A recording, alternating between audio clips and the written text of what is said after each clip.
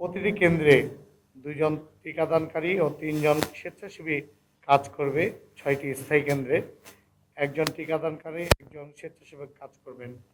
ইতিমধ্যে আমাদের লক্ষ্যমাত্রা ধরা হয়েছে 20/4/26 থেকে 10/5/26 তারিখ পর্যন্ত 14 কর্মদিবসে কমিউনিটির লক্ষ্যমাত্রা ধরা হয়েছে আমাদের 45,623।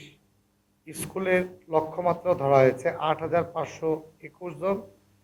সর্বমোট লক্ষ্যমাত্রা 54,114। মোট শিক্ষা প্রতিষ্ঠান 286টি, মোট কমিউনিটি কেন্দ্র 240টি, মোট শিক্ষা প্রতিষ্ঠানের কেন্দ্র 180টি, স্থায়ী কেন্দ্র 6টি।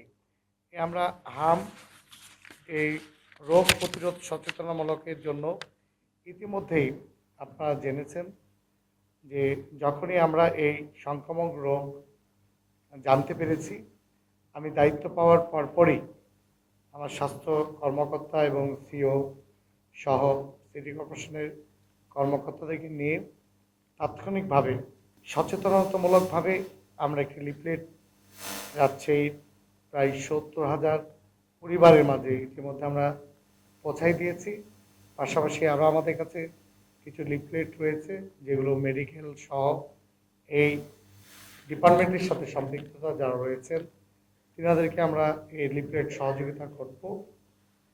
আর আমাদের রাজশাহী মহানগরীতে আপনারা জেনেছেন যে এই এই রোগ প্রতিরোধের জন্য যেটি আমাদের প্রয়োজনীয় পদক্ষেপ গ্রহণ করার দরকার, আমরা ইতিমধ্যে সেগুলো সরকারের মাধ্যম দিয়েই এবং স্বাস্থ্য অধিদপ্তরের মাধ্যম দিয়েই সেগুলো আমরা পরিচালিত করে যাচ্ছি।